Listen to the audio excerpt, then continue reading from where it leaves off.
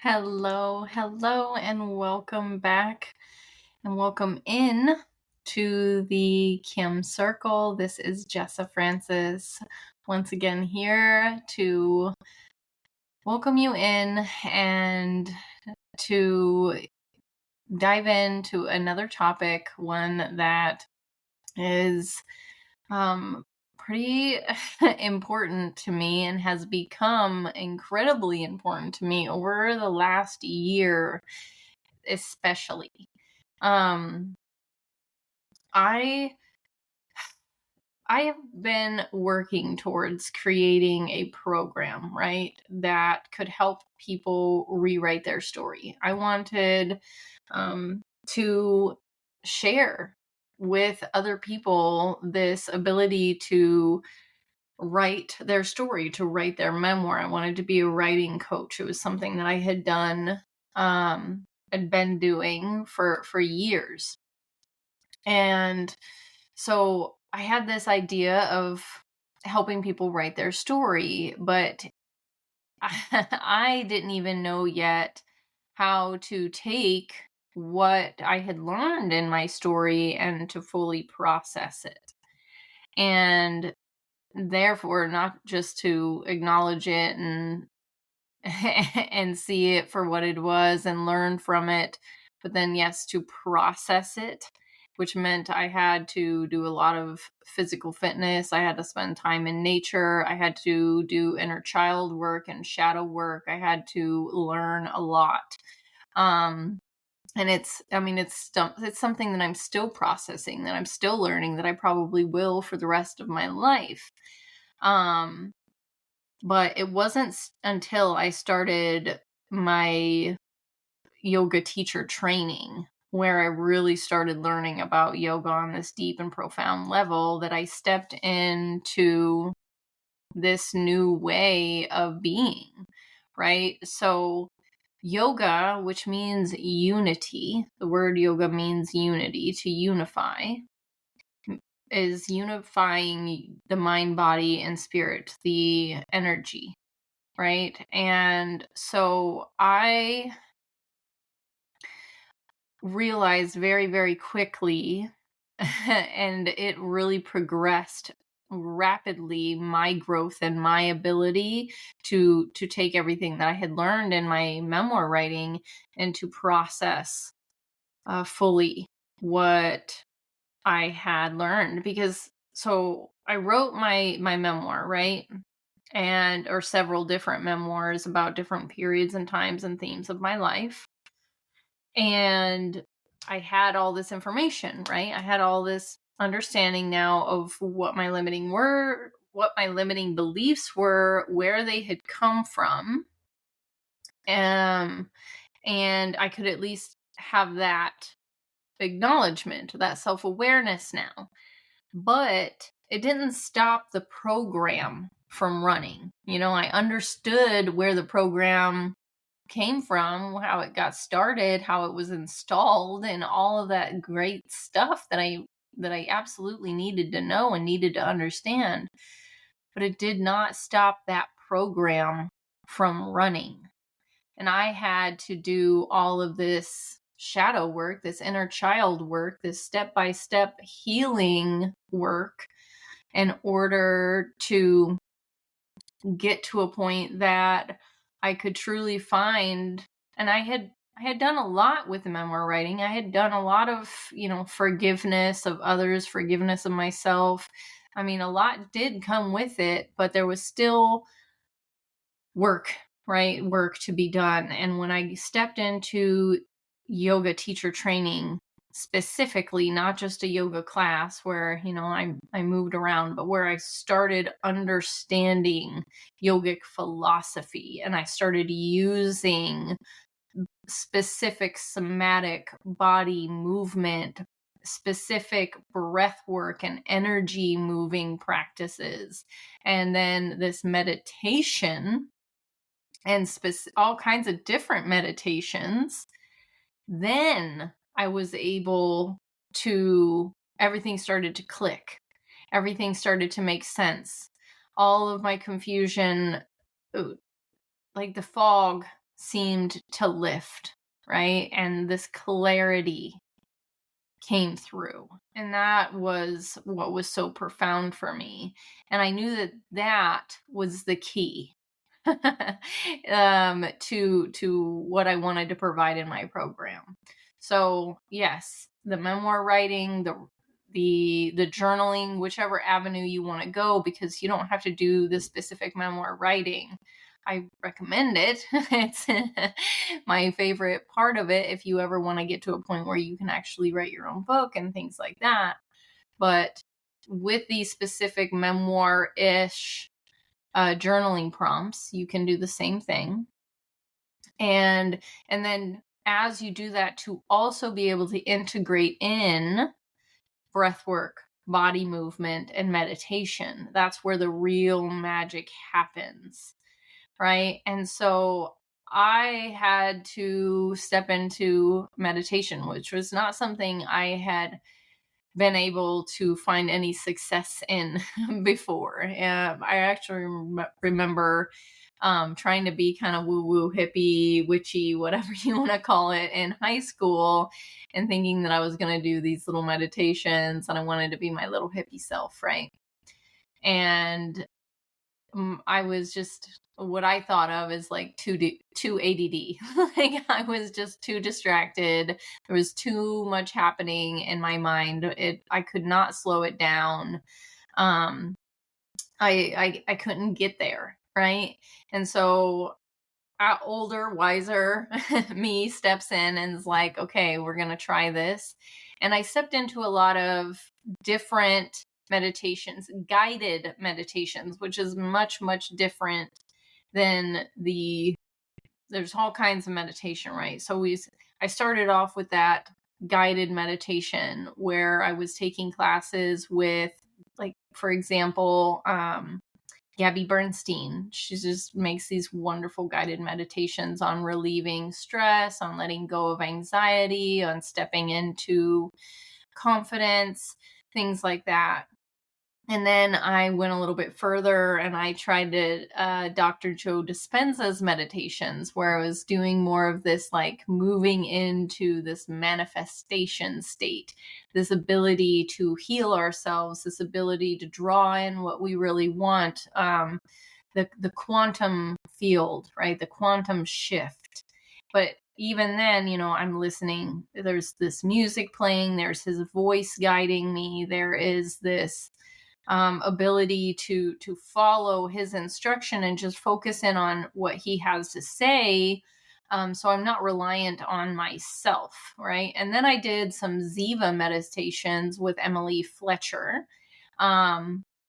which combined a lot of what I was learning in yoga, which, the mantras and the breath work and yoga nidra and all of that. So that's when I was like, oh, okay, yeah. There's something here for me. There's a practice that I can build from this.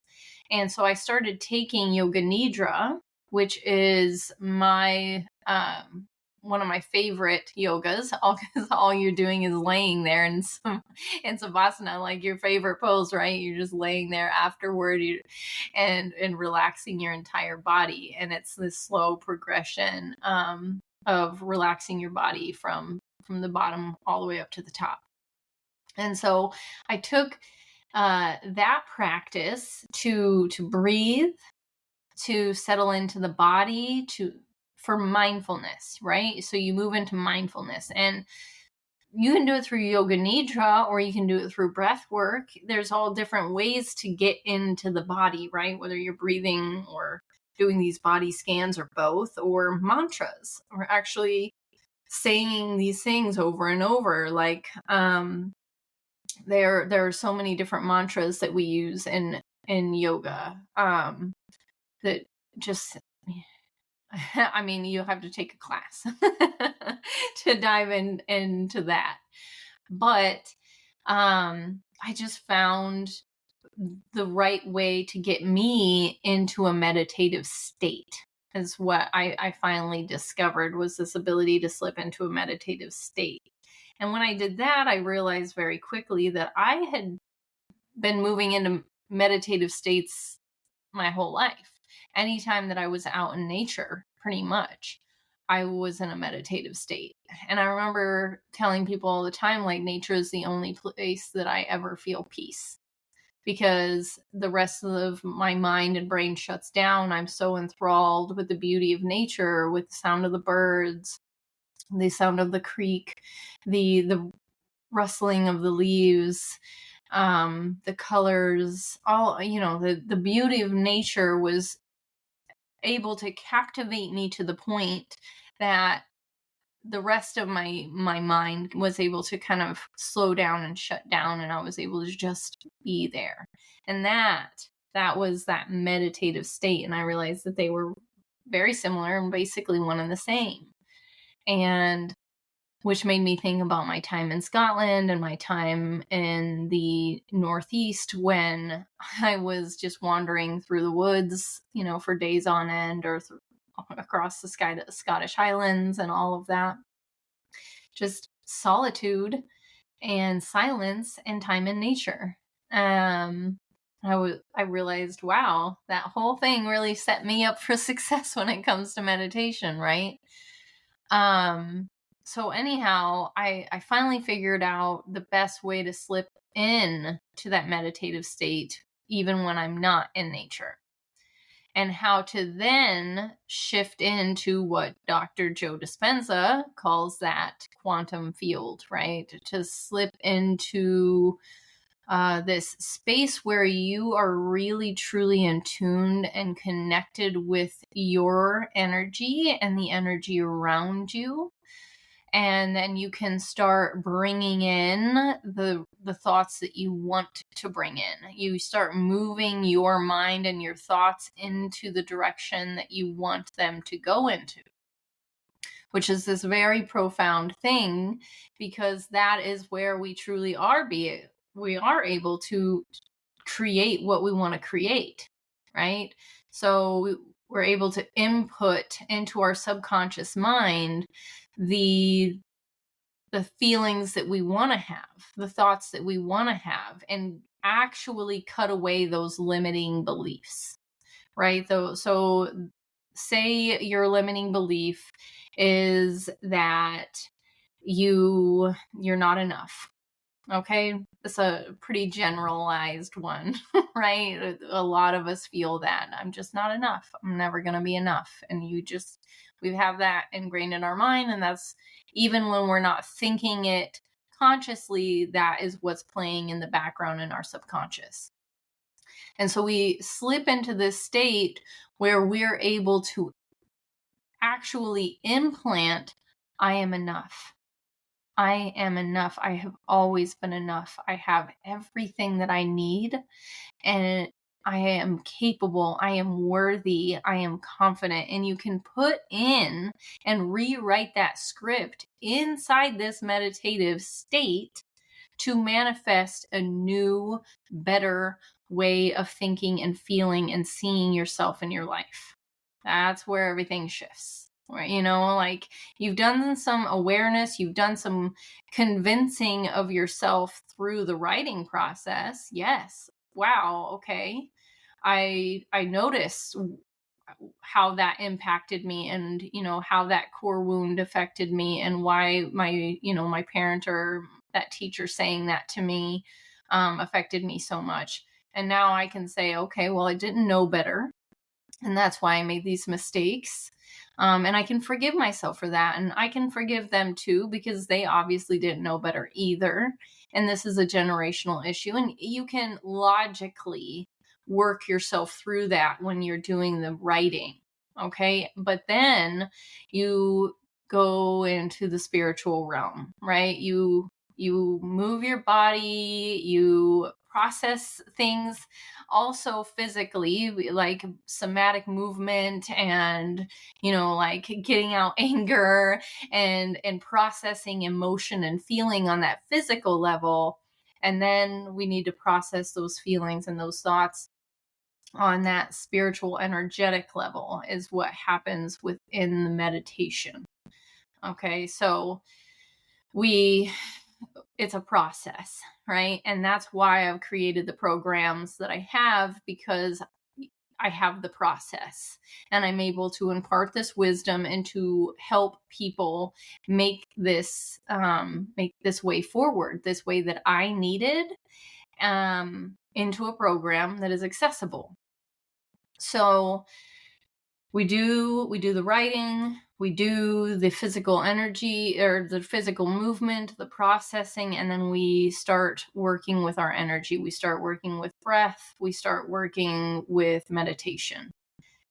And there are a lot of false perceptions of meditation, but meditation is a tool that can help us honor our truth and the light and the love within us, right? So we recognize through the writing process that there are all of these lies that we are telling ourselves, that our family has been telling themselves, that their ancestors told themselves, and they're all fear-based. And we want to get rid of that. We don't want to hold on and live in that fear and continue forward with that fear. We want to move forward with love. We want to build trust in ourselves and move forward with confidence and honor, right? For ourselves and for the light and love within us. And to do that, we have to go through this process, right? And when we get to meditation, no matter where you're at in this process, meditation is a beautiful thing, right? So, and there's a reason why it's intertwined in everything that I provide, because it gets us it helps even just soothe the nervous system and feel better in the moment. Because when I talk to people who are in despair, when people are feeling lost, they're heartbroken, they're living in grief, they have all these fears, I tell them to try and focus on the good, right? Yes, acknowledge your pain and sorrow. Absolutely. I never say that in a way that I want them to just ignore the pain. No. Recognize the pain. See it. Feel where it is in your body. Give it love. Say, I know that you're here to try to protect me. I love you. And I'm gonna be here. So acknowledging it, but not letting it be the ruler of the world, of our world. So when things turn sour or worse, we can often get very lost in our suffering.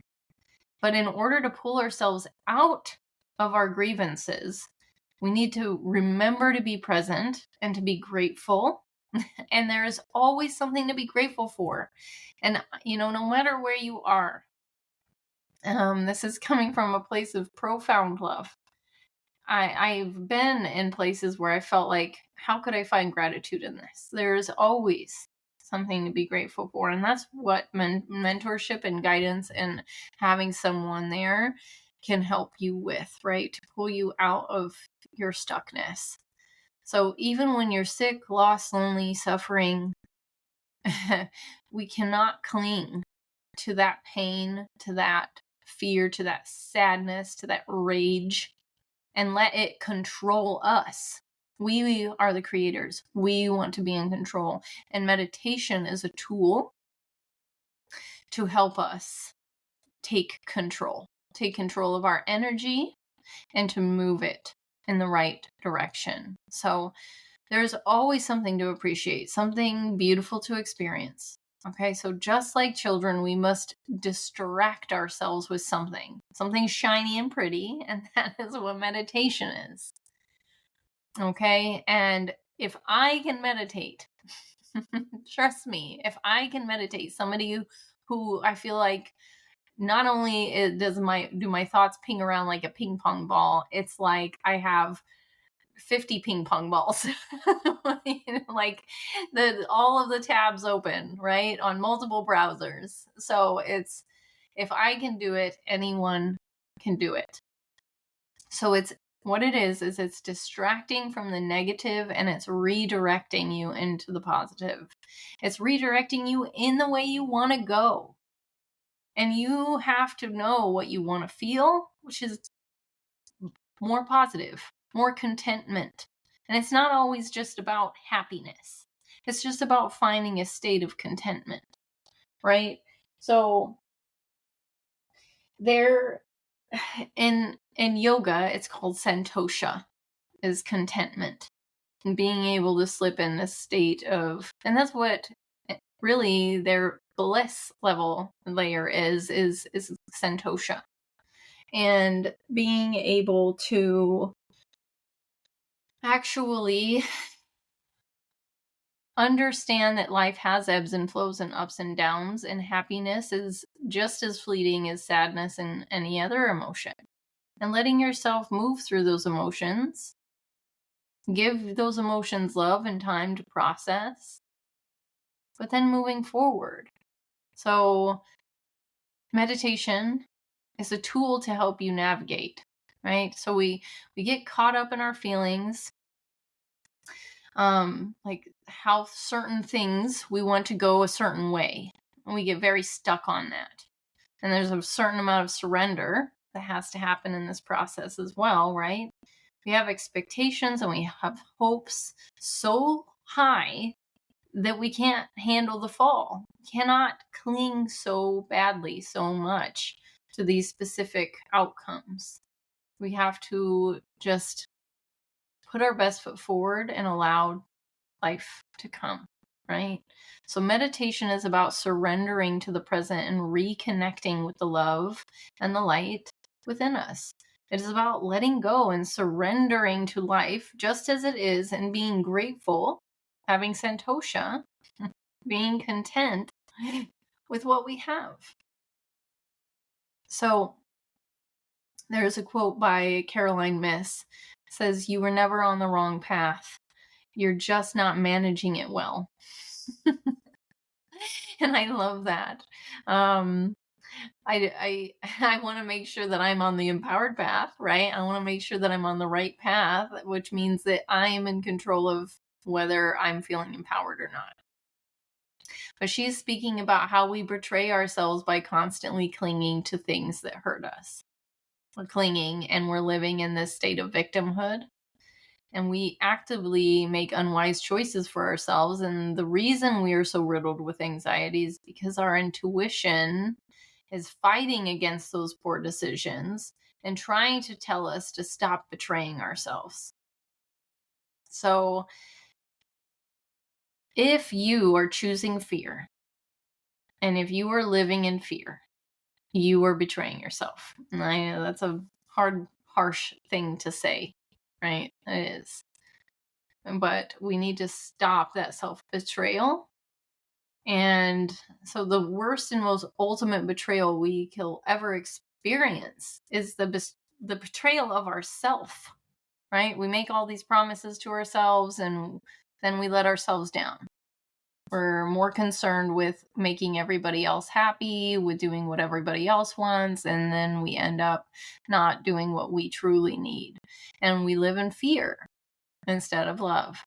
And when we continually go against the love within us and make choices based on limiting thoughts and our fear, then we're basically sinning against our truth, And I use that word very flippantly, but it's kind of the word to use. Like, we are doing ourselves wrong, right? So this feeling fills us up with this incredible sadness when we betray ourselves. And it's also confusion.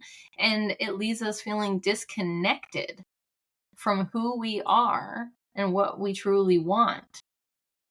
And because the fear and the limiting beliefs and all of that was ingrained in us so early, we started moving away from our truth very, very early on. And it takes us to go all the way back and work it all out. So becoming self-aware and doing the self-inquiry needed, the self-discovery needed, to stop this cycle from continuing. So beyond the writing practice or, the journaling and the memoir writing or however you start, meditation is a tool to be utilized for reconnection to the light and love within and for recovery. Okay, so there are several different techniques and methods that people use to meditate. There are all kinds of practices. There's meditative movement, breathing, sound work, mantras, just like I said. And I have found one that, I have found a path for me, for somebody who has this very chaotic mind with all the tabs open, right? To be able to move progressively into a meditative state.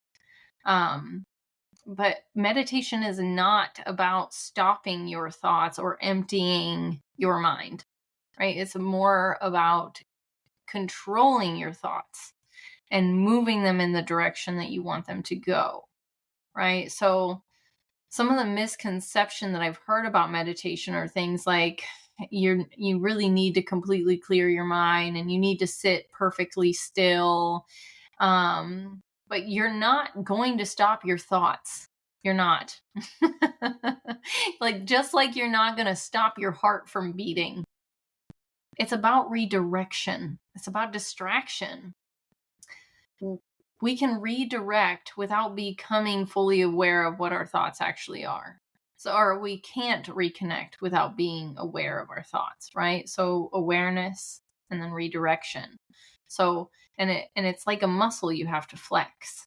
So meditation requires us to go inward, to not stop our thoughts, but to recognize them, to see them on that objective level, and then become aware of what is actually being replayed in our mind over and over, to do the work to see what's happening, And so once we do this practice and skillfully begin to, or build up a skill to observe those harmful patterns of our thoughts, then we have to check what is real, what is true. That's when, the journaling and the writing comes, and we have to balance out the logic, the ego, and the the energetic side of things.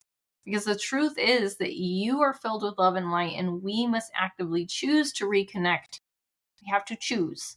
We have to make the choice, the active choice, to choose the love over the fear and anxiousness. Okay? So we have choices all the time, right? We choose what we eat. We choose how we move, the things we say, whether we eat or not, whether we drink. It is all a choice that we have to make for ourselves. And choosing our thoughts may seem more difficult, especially if you're struggling with making other healthier choices. But meditation is actually the perfect tool to help you with all of them. So how do you get started? Depending on your personal preferences, I recommend either taking a seat or laying comfortably. Okay. Some people have really bad back pain and things like that, and maybe it's just easier to lay down. Most practices you're gonna hear, sit up, pull your spine straight, and all of these things. But you can lay down. You can go on a walk. But to really, really get into it, I recommend you need to be comfortable. Okay. So, you can do some gentle stretching. You can do some heavier, breathing practices, whatever it is that will help you tap into your physical body. So you want to get inside the body, and because the goal is awareness, we want to connect with our inner guidance system, right? With our intuition. We want to feel joyfully connected with the truth of who we are, not just as ourselves, but as the collective, as connected with the world around us.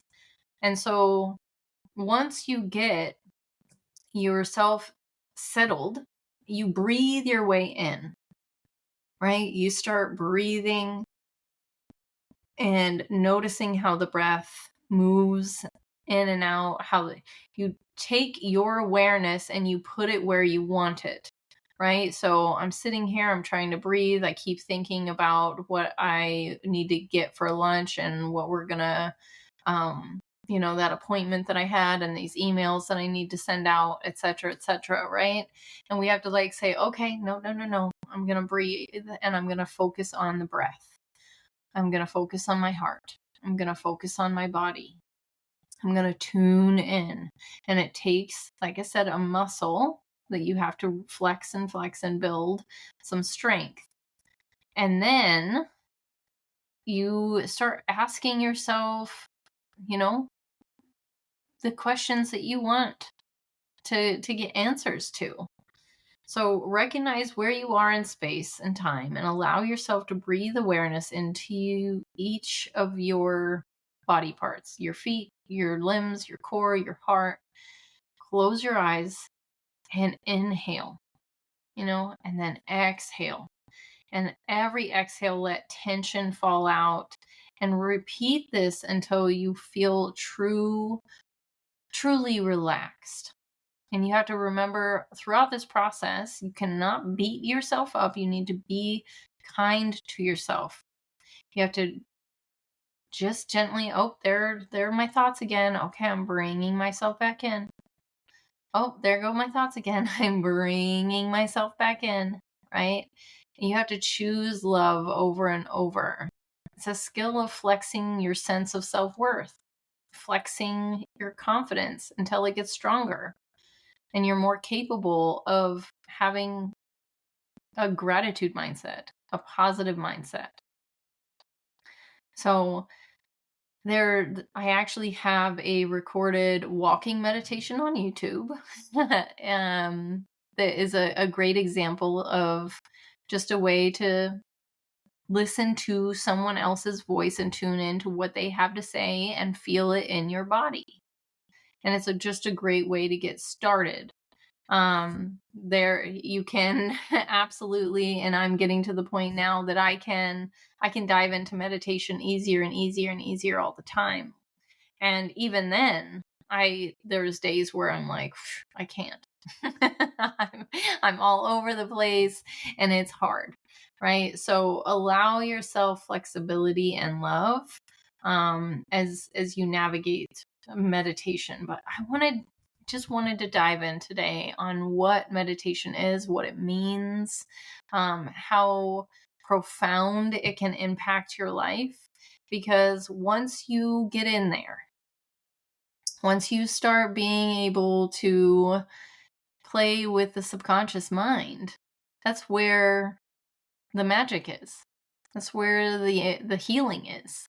You are able to change and eliminate your limiting beliefs, right? So we don't want to think that we're not enough. We don't want to feel that we're not worthy. We don't want to feel that we're unlovable or that we're always going to be abandoned or that we're never going to have enough, etc., etc.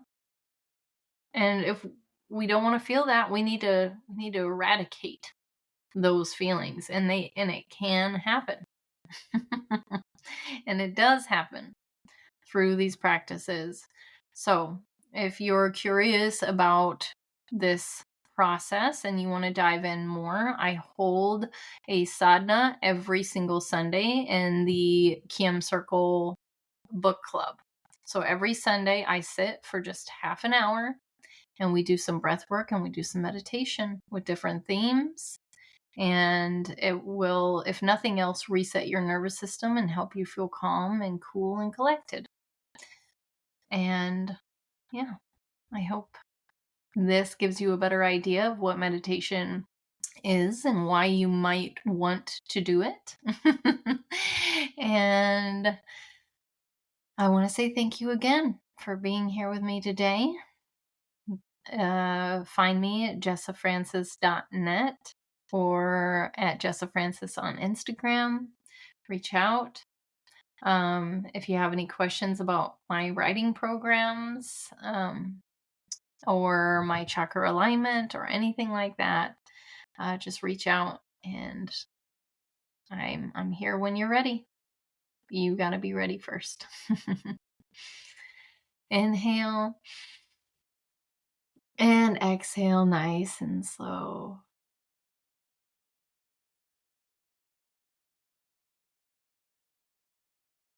I like to say that the light and love in me sees, knows, and honors the light and love with you. I hope that you have a beautiful and happy day. I hope that you feel peace and joy. Thank you for being inside the Caim Circle, and I will see you next week.